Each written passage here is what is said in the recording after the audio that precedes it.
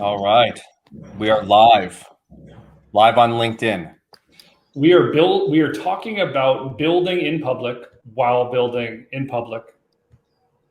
Gabe, is LinkedIn your favorite? Gabe, is LinkedIn your favorite social network? Yeah, I just love actually scrolling LinkedIn on Saturdays and Sundays at the end of a long week. By far my favorite. I actually do that, believe it or not. It's less upsetting than Twitter. People are so angry on Twitter. People on LinkedIn like money, Well, excited to kick this off with you today and talk a little bit about building in public. Yeah, let's talk about building in public. Why would you want to do this, right? Like, why would you want to build in public? That seems like a crazy idea.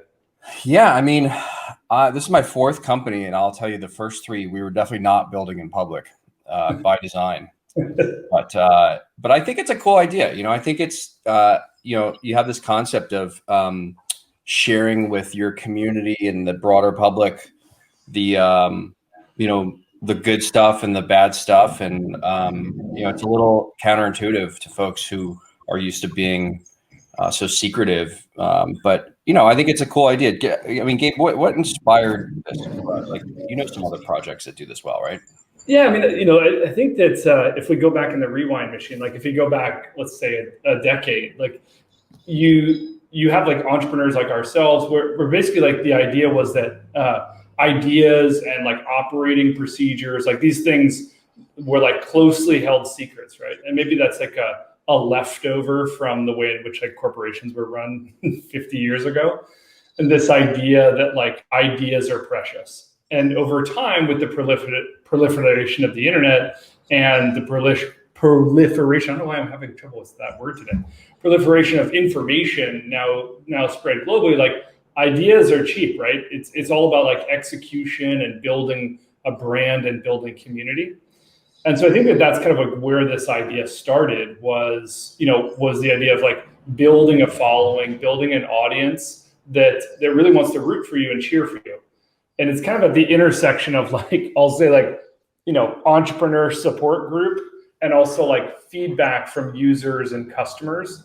And if you can get it right, you can kind of sit at that intersection and get very quick validation of your ideas, but also like build a real following and kind of build a movement. Well, I think, yeah, I think it helps build empathy too a little bit. I think a lot of founders or people who manage will like sort of make a decision and then roll it out and then just kind of take shit for it or credit for it or both. Without like the people who the decision affects really having any insight into why the decision was made, right? And so I think it's a great empathy building tool for the people making the decisions and for the people that are affected by them. I mean, one example of us doing this before we even like considered, consciously building in public was that, remember last March 2020 when the pandemic hit and we were in our third month of operations and all of our clients paused all of their contracts with us. That's what we in the business call getting totally fucked. And what happened was, we had to look at our runway and figure out what to do, right? Like, we got to survive. And so we came up with this, plan to ask everybody to take a 15% pay cut and get some tokens in return. And everybody kind of tightened their belt and battened down the hatches so we wouldn't have to do layoffs. And it worked. And we sort of, we did that sort of publicly. Maybe ex post facto because it worked out, but but I remember when we posted about that afterwards, like it was, people understood it and had some empathy for the tough decisions that we had to make. Yep. Yeah. So I think increasingly you're seeing a trend towards more and more transparency, and I think part of where that's coming from is like a general distrust for corporations, right? Like whether it's users or customers have been, like lied to for a long time. And so I think people are really craving a connection and also like more transparency to build trust with brands that they really care about. Whether that's like, you're seeing the proliferation of like direct to consumer brands, like showing their full supply chain or showing like how their products are made in an ethical manner, right? And I think that like building in public is an extension of that. You're seeing everything from software companies to crypto companies essentially sharing more, kind of like defaulting to open. Obviously, a lot of great examples of this right now, like like GitLab is one that like really comes to mind for me. But this is an interesting thing, I think, within the crypto space. Maybe you can kind of talk a little bit about like why do you think this is happening in the crypto space? Like, what's different about this space? Why do people kind of like build in the open in the crypto world? Yeah. I think so. The crypto world is, open. It's crypto's sort of open source money, right? It's building, protocols that can be publicly used and then rewarding people for, contributing to them and making them better. And that's the antithesis of the model of raise billions in venture capital and hire lots of employees, but then, keep all that value within the organization. And so because crypto is by default open, right? Bitcoin was open source from day one. We don't even know who made it, right? Somebody named Satoshi, who probably works for the CIA, but nobody really knows. But it's been open. Every single modification of Bitcoin has been done in the open, and so many crypto projects follow that. And I think that's how you build trust with the community early on, right? Is like, hey, we know, like with Braintrust, like we've been completely open about our fee structure. It's easy because we don't charge our talent any fees. So it's easy to be open about that. Unlike some of our publicly traded competitors who their business model is screwing talent. Yep. But we can come back to that. But so when you're open about it, like I think crypto is just they're open from the beginning, and that seeds trust. Yeah. Yep. Thing the network does, and that's how you keep incentives aligned, right? Absolutely. Well, maybe you can contrast that. Like, I always love that kind of like you and I have talked about this kind of DoorDash example, right? Maybe you can kind of contrast like the DoorDash centralized model versus the like building in open, building in public, and transparent model. Yeah, I know you get pretty fired up about that. One of my favorite. There's so many examples of these gig economy companies screwing their talent, from Uber and, the food delivery people and even the labor marketplaces, where Upwork just tacks on more and more fees. They charge you to bid, and it's just ridiculous extractionary behavior. But the famous DoorDash one is where they roll out this tipping feature where you can tip your Dashers in 2019, and then they decided to keep all that revenue or all those tips. They decided to keep them and book it as revenue. So imagine like you're at a restaurant and there's a big tip jar, and at the end of the day, the owner just comes and empties it into his into a suitcase and then carries it off to the bank. I mean, that's exactly what DoorDash did. It was tens of millions, maybe more. I forget the number of dollars that were just stolen. And it's like there's building in public. There's building in private, and then there's kind of unethical behavior. So when you're building in public, unethical behavior is very difficult, right? Like it's your community is used to being in the front seat and shooting them straight, and so I think these labor marketplaces that extract so much value from their supply side, they're going to have to answer to this movement. I think this is a trend. Absolutely. I wrote down some notes before this. It was like, okay, well, why would you want to do building in public? Like, why are we doing this, right? So, like, number one for us is like establishing a brand with a voice that can be trusted, right? Like, defaulting to open, defaulting to transparency builds trust with our community.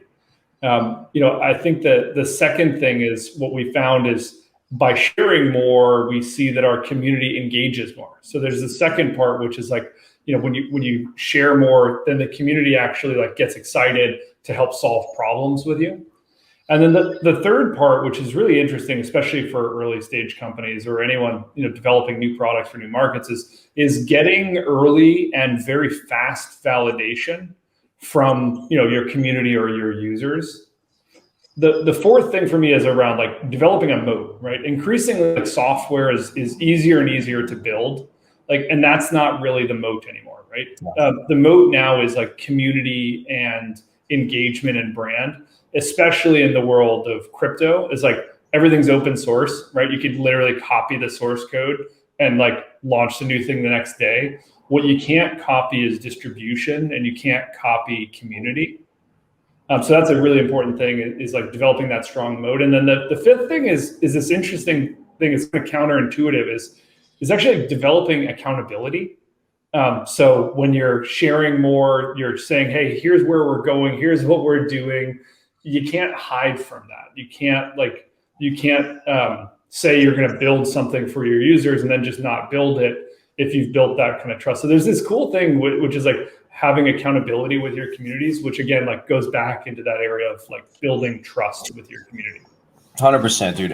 And like, I think like drilling deeper into community as a moat, like when I hear the word moat, I'm like, well, it sort of implies you're trying to keep people in or out against their will. And it's an industry term. I'm not criticizing it, but like going a bit deeper, like I prefer, like, instead of moats, magnets, right? That's great.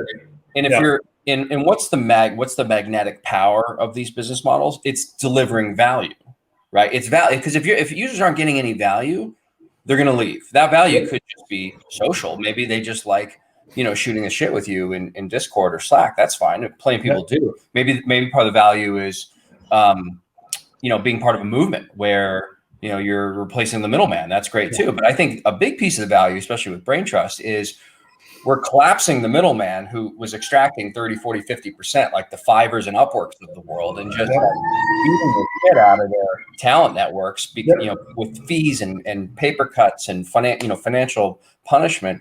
We're taking all that away and giving that value back to the talent, right? Because we don't have any fees to the talent, and that's to me is like, so anyone could fork our code once we open source it and copy Braintrust. Who cares, right? But without that continuous sort of stream of value coming in, it's not going to work. So I think that this is the most pure form of capitalism, right? It keeps incentives completely aligned, and that's what makes this fun to build. Absolutely. So then, one of the next questions when you think about building, like I think we've talked a little bit about, like, why would you want to do this, right? Like, what's the benefits of building in public? Why would you want to do this? Why are we choosing to take this approach? And then there's this kind of like, okay, well, what's interesting for people to hear about? And I think historically, there's been this kind of like building in public, which is, I'll call like the humble brag building in public, which is like only sharing good news. And so I think we're trying to take a very different approach than that. Like, I think there's kind of three pillars that we're looking at. One is, how do we make decisions, especially if we're, in the early days, like making decisions that affect the community. Like, number one, how do we make decisions? What drives the decisions that we make? The second thing is like actually learning from failures, like learning from the challenges. We just shared some content on like when we saw fill rate get cut in half in January, like how did we deal with that? How did we handle that as a community? And then the third area is like actually sharing like product and community analytics, like sharing the data from the marketplace about what's working, what's not working, and giving people kind of I'll say like behind the scenes tour of how we're building this, and how we're building, this community-owned project. Yeah, I think building a company's hard.